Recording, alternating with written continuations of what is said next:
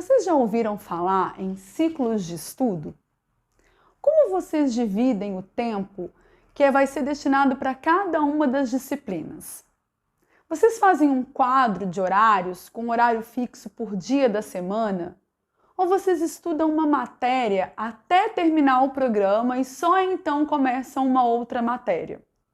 Deixe aqui nos comentários como vocês têm feito essa divisão de tempo entre as diferentes disciplinas. Quando eu comecei a estudar, eu estudava através de um quadro de horários. Mais ou menos assim, ó. Eu dividia as minhas horas disponíveis para estudo entre os dias da semana e aí eu alocava as matérias. Então, por exemplo, na segunda-feira eu estudava 2 horas de Direito Constitucional, 3 horas de Português e 1 de Informática. Isso segundas, quartas e sextas. Na terça eu estudava 2 horas de Administrativo, 3 horas de Raciocínio Lógico e Inglês, terças, quintas e sábados. E no domingo eu fazia uma revisão de todas essas matérias. Mas o que acontecia? Quando eu tinha algum contratempo em um desses horários, eu não conseguia depois repor aquela matéria que eu deixei de estudar. Isso não era assim tão incomum, né? Principalmente na segunda e na sexta-feira.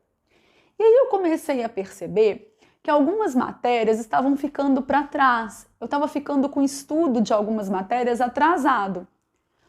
E foi aí, bem nessa época, que eu conheci os ciclos de estudo no livro do Alexandre Meirelles, que hoje é meu colega de trabalho aqui na fiscalização estadual.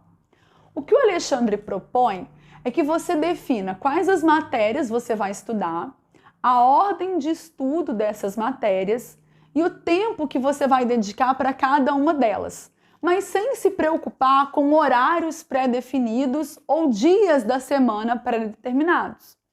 Então vamos supor, né? Seria um ciclo mais ou menos assim, ó. 2 horas de português, 3 de direito constitucional, 1h30 de informática, 3 horas de direito administrativo, 1h30 de raciocínio lógico e 1 hora de inglês. Então, nesse ciclo de exemplo que eu coloquei aqui para vocês, seria um ciclo de 12 horas. E aí, como que funciona então?